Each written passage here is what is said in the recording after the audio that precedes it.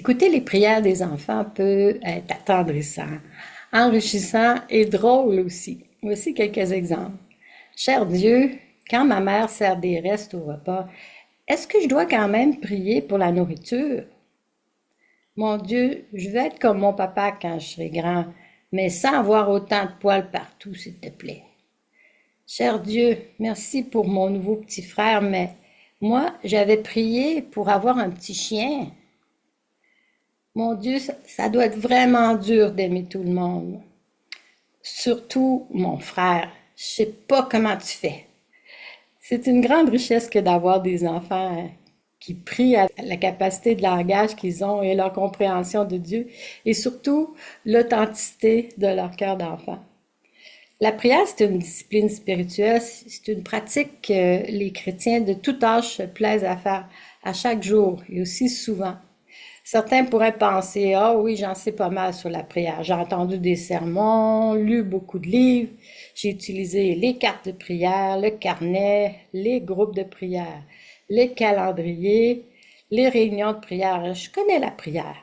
Eh bien, notre sermon d'aujourd'hui aborde un aspect de la prière que nous aimerions omettre humainement parlant, c'est-à-dire prier pour les personnes difficiles.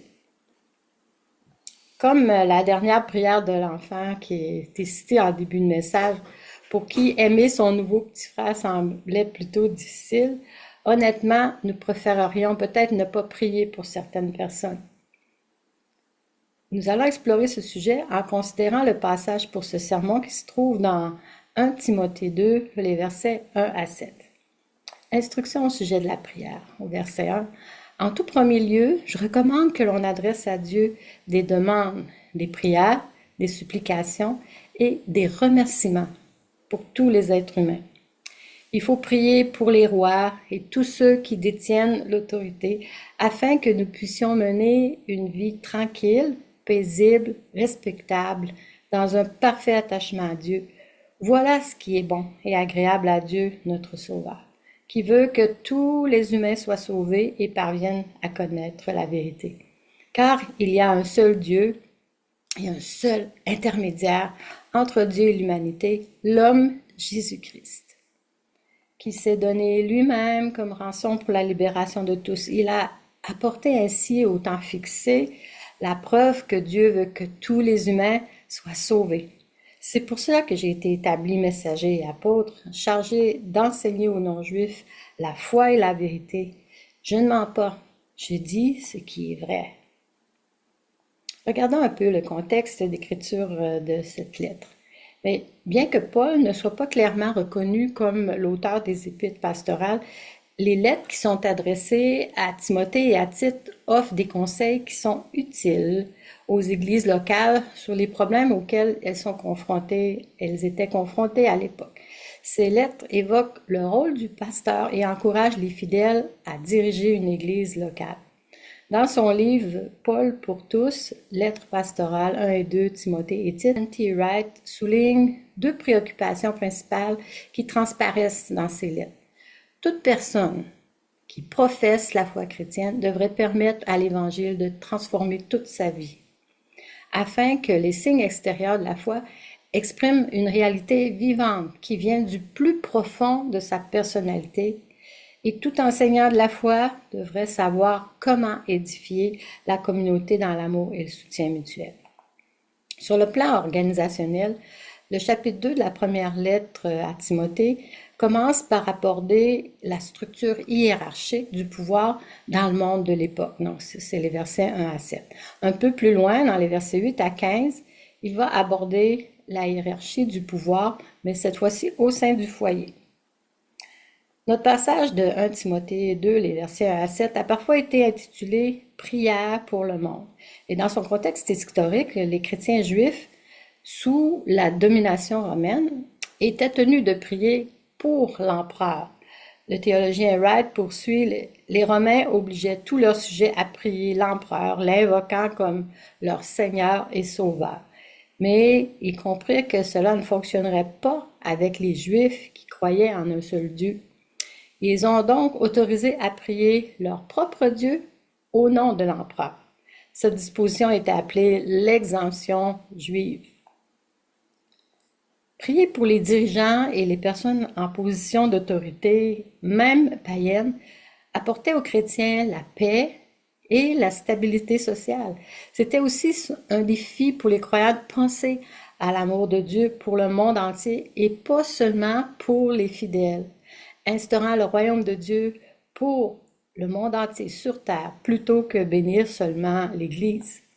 Wright suggère que prier pour les personnes difficiles, y compris les dirigeants, peut avoir un effet transformateur sur ceux qui prient.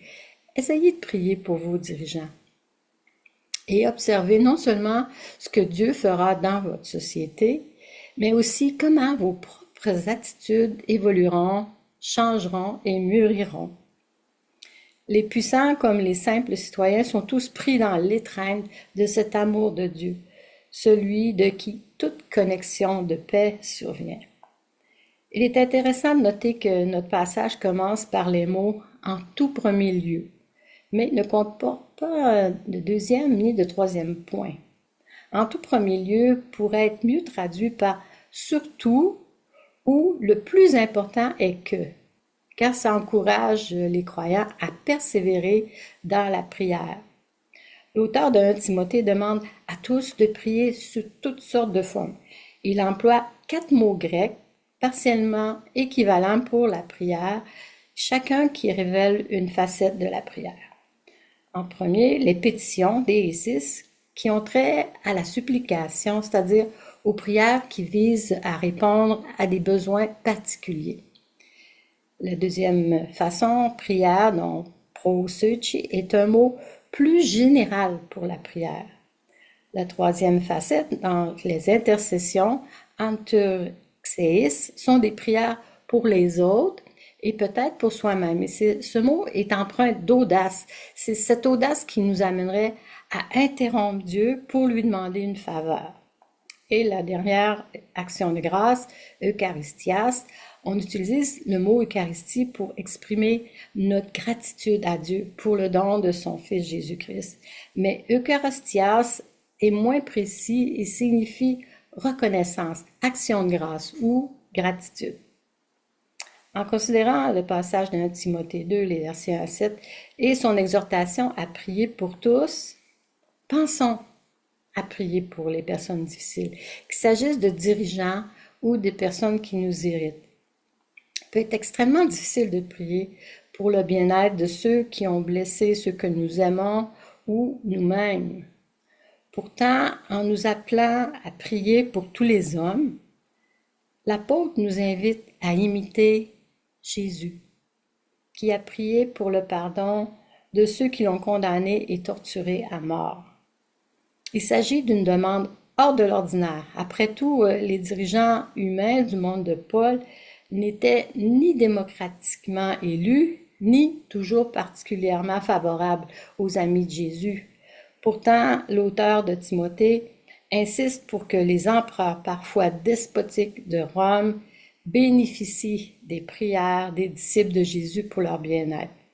Ceci est d'autant plus remarquable que Néron, qui a instauré une terrible persécution contre les chrétiens, était empereur du temps de Paul. Si ce livre a été écrit ultérieurement par un disciple de Paul, l'auteur a peut-être vécu sous le règne de Titus, qui alors était encore officier et qui fut responsable du sac de Jérusalem en 70 après Jésus-Christ, et de Domitien, qui pourrait être responsable de la persécution des chrétiens en Asie mineure, comme le montre l'Apocalypse. Que pouvons-nous apprendre sur nous-mêmes et sur Dieu en nous engageant dans ce type de prière pour les personnes difficiles, qu'il s'agisse de dirigeants ou de personnes qui nous irritent? Premièrement, la lamentation est un début naturel dans nos prières et le chagrin peut faire partie de ce que nous devons apporter devant Dieu. Regardons le psaume 79. Ô berger d'Israël, écoute, ô Dieu, les peuples étrangers ont envahi le pays qui t'appartient. Ils ont rendu impur ton temple saint. Ils ont fait de Jérusalem un tas de pierres. Ils ont donné les corps de tes serviteurs aux charognards pour qu'ils les dévorent. Ils ont livré tes amis fidèles aux bêtes sauvages. Autour de Jérusalem, ils ont fait couler le sang de ceux-ci comme de l'eau. Personne n'était là pour enterrer les morts. Les peuples voisins nous insultent. Ceux qui nous entourent se moquent de nous et ils rient. Tu seras en colère jusqu'à quand, Seigneur? Est-ce que ta colère va brûler comme un feu pour toujours? Mets-toi plutôt en colère contre les peuples qui ne te connaissent pas, contre les royaumes qui ne font pas appel à toi. Oui, ils ont dévoré le peuple de Jacob avec leurs dents. Ils ont détruit son pays. Ne nous reproche pas les fautes de nos ancêtres, mais aie pitié de nous. Viens vite, nous n'en pouvons plus. Viens à notre secours, Dieu notre Sauveur, pour montrer ta gloire. Délivre-nous et pardonne nos péchés à cause de ton nom. Pourquoi laisser les autres peuples dire « Et leur Dieu, que fait-il » Montre-leur plutôt sous nos yeux comment tu venges la mort de tes serviteurs. Écoute avec bonté la plainte des prisonniers. Toi qui es puissant, garde en vie ceux qui sont en danger de mort. Les peuples voisins t'ont insulté, Seigneur. Rends-leur cette fois ces insultes en plein cœur. Et nous, ton peuple, nous te dirons toujours merci. À toi, notre berger. De génération en génération, nous chanterons ta louange. En réfléchissant à ce texte du psaume 79, nous constatons que nous pouvons nous présenter devant Dieu avec nos préoccupations sans les modifier. Face à des personnes difficiles ou à des dirigeants et autorités injustes, et Dieu, qu'il n'y a, par le temps qui court, déplorer leur mauvais traitement envers nous et les autres, peut être le meilleur point de départ. Dieu n'attend pas de nous que nous louions et adorons ceux qui blessent les autres. Reconnaître la vérité de nos blessures est une première étape qui est nécessaire. Reconnaître la vérité de nos blessures est une première étape qui est nécessaire. Si vous avez déjà lu les psaumes, vous avez peut-être remarqué que certains d'entre eux sont assez dérangeants. Ces écrits nous mettent mal à l'aise, non seulement par leur violence, mais aussi parce que nous pouvons comprendre ces désirs de vengeance. Pourtant, ces chants ou prières ont été rassemblés pour nous, peut-être pour nous apprendre à nous lamenter. La lamentation peut naître de la colère aussi. Après tout, notre colère est une réponse qui est raisonnable et légitime à quelque chose qui irrite aussi Dieu, écrit l'auteur Sarah Bessé dans sa newsletter Field Notes. Elle poursuit « Notre colère est une invitation à prier, à défendre, à apprendre, à s'instruire, à soutenir, à protester, à repousser nous-mêmes les principautés et les puissances de ce monde au lieu d'attendre que quelqu'un d'autre agisse. Face à la privation des droits humains et de l'application régulière de la loi, nous devrions être en colère. Le deuil est un autre élément que nous devons apporter à Dieu. Comme le montre notre lecture de Jérémie 8, Dieu exprime librement sa déception et sa souffrance face au manque de réciprocité d'Israël dans la relation d'alliance. Voici que les cris de la fille de mon peuple retentissent sur une terre lointaine. L'Éternel n'est-il plus à Sion? N'a-t-elle plus son roi au milieu d'elle? Pourquoi m'ont-ils irrité par leurs sculptures sacrées, par des idoles sans consistance qui viennent d'ailleurs? Dans son livre « Un trou dans le monde », Trouver l'espoir dans les rituels de deuil et de guérison, l'auteur Amanda Held Hoppelt écrit que l'on n'apprend pas aux chrétiens à faire leur deuil. Elle dit à la page 11 de son livre « J'ai appris à servir, à prier, à adorer, à étudier et à aimer, mais je n'ai jamais appris à faire mon deuil. » La capacité à vivre un deuil est une capacité de survie, une capacité que nous avons failli perdre en tant que société. Connaître le deuil et la gentillesse sont inextricablement liés. L'un ne va pas sans l'autre. Le poème Gentillesse de Naomi Shiba Nye relie notre capacité à reconnaître la gentillesse et à être bienveillant envers les autres, à la connaissance préalable d'une profonde tristesse. Avant de connaître la bonté comme la chose la plus profonde en vous, écrit-elle, vous devez connaître la tristesse comme l'autre chose la plus profonde. Vous devez lui parler jusqu'à ce que votre voix saisisse le fil de toutes les souffrances et que vous voyez la taille de ce douloureux tissage. Lorsque nous prions pour les personnes difficiles et les dirigeants qui peuvent être injustes et causer du tort, nous devons d'abord nous connecter à la lamentation pour nous-mêmes et pour ceux qui ont été blessés, c'est-à-dire saisir le fil conducteur de toute douleur et en réaliser toute l'ampleur, puis offrir notre colère, notre chagrin à Dieu qui entend toutes les prières et nous réconforte dans notre affliction. Commencer par là, ça permet de préserver l'authenticité et la vérité de nos prières. Et si nous sommes prêts à persévérer, Dieu opère un changement qui nous prépare à prier pour les autres, en particulier ceux avec qui nous sommes en désaccord. Il faut se le dire, les dirigeants, comme tout le monde, dépendent de la direction et de la miséricorde de Dieu. De plus, elle implique indirectement qu'ils ne sont pas divins, mais des êtres humains mortels et qu'eux aussi ont besoin de nos prières, car il n'y a qu'un seul Dieu qui nous sauve tous. Passons au point suivant qui nous dit justement, il y a un seul Dieu et Jésus-Christ est mort pour amener tous les hommes en relation avec le Dieu créateur. Car il y a un seul Dieu et un seul intermédiaire entre Dieu et l'humanité, l'homme Jésus-Christ, au verset 6, qui s'est donné lui-même comme rançon pour la libération de tous. Il a apporté ainsi, au temps fixé, la preuve que Dieu veut que tous les humains soient sauvés. Ces paroles de 1 Timothée, chapitre 2, verset 6, affirment que Jésus s'est donné lui-même en rançon pour tous. De même, Marc écrit que le Fils de l'homme est venu non pour être servi, mais pour servir et donner sa vie en rançon pour beaucoup. Marc chapitre 10, les versets 45. Une telle expression exprime le salut par Jésus-Christ comme une rédemption qui peut être considérée comme une sous-catégorie de l'expiation. Ça suppose que les humains portent une dette qui ne peut pas être simplement annulée, mais doit être payée intégralement. Comment alors peuvent-ils parvenir à la rédemption? Il n'y a qu'un seul Dieu. Et Jésus qui a accompli cette rédemption a intégré toute l'humanité dans sa relation avec Dieu, même les plus difficiles ou les plus profondément mauvais. C'est pourquoi, en tant que disciples du Christ, nous sommes appelés à prier pour tous.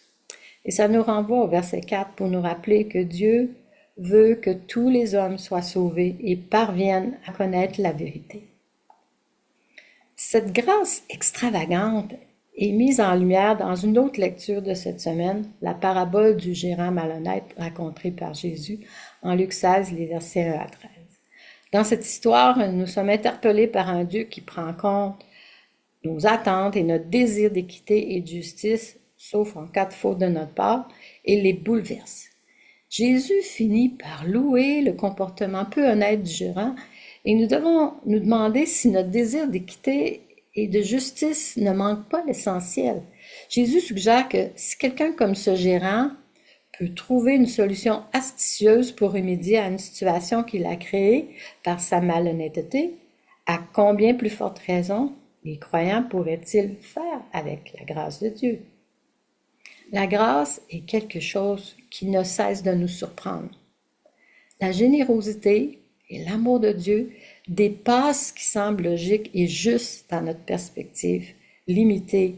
Dieu est toujours bon et des histoires comme celle-ci, ça bouleverse ce que nous considérons comme un comportement sûr et responsable. Elle nous aide à élargir notre vision de l'amour. Nous avons du mal à nous aimer les uns les autres lorsque nos défauts et nos mésaventures nous agacent constamment et malgré tous nos efforts pour paraître en pleine forme.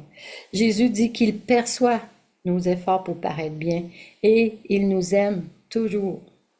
Nous sommes pardonnés d'être humains et mis au défi de nous pardonner à nous-mêmes et de pardonner aux autres. De plus, Nous sommes censés partager la grâce avec les autres, les aimer et rechercher la justice pour tous. Ainsi, nous sommes réorientés vers la vérité de Dieu. La prière symbolise notre relation avec le Dieu trinitaire par Jésus-Christ. Les relations nécessitent la communication et la prière est le moyen par lequel nous nous connectons à Dieu et nous laissons transformer et guérir. Lorsque nous cultivons la paix dans nos cœurs par la prière, nous souhaitons naturellement la même paix et la même bienveillance pour les autres. Nous sommes invités à réfléchir à notre rôle de prière, invitant le Dieu qui aime toute la création à nous transformer en lien de paix dans ce monde, précurseur de son royaume de paix sur terre. Ceci nous amène à réfléchir à comment nous pouvons passer à l'action, à répondre à cet appel à l'action. Considérons la lamentation comme une forme de prière, en nous appuyant peut-être sur les psaumes et soyons prêts à reconnaître notre colère, notre chagrin, si présent, et implorons la guérison de Dieu.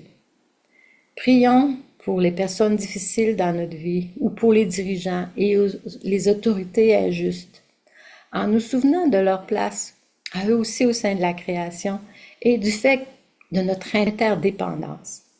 En tant qu'enfants de Dieu, nous faisons quotidiennement l'expérience de l'amour de Jésus. Aucun de nous n'est digne de son amour et il nous le donne sans réserve. Il ne nous aime pas par amour pour quelque chose que nous avons fait. Librement, généreusement et avec grâce, il prend soin de nous, même s'il n'approuve pas nos actions, parce qu'il est le péché, mais il nous donne néanmoins son amour et nous assure de son aide et de son pardon, faisant de nous des membres de sa famille. De même, en tant qu'enfants de Dieu, même si nous désapprouvons les décisions des personnes qui occupent des hautes fonctions, l'amour de Jésus en nous nous pousse à prier pour elles. Tout comme Jésus aime chacun de nous et intercède aussi sans cesse pour nous devant le trône de Dieu, même si nous ne le méritons pas. Ainsi, la grâce de Dieu est manifestée envers tous afin que tous les humains soient sauvés, parviennent à connaître la vérité et expérimentent ce qu'est la connexion de paix.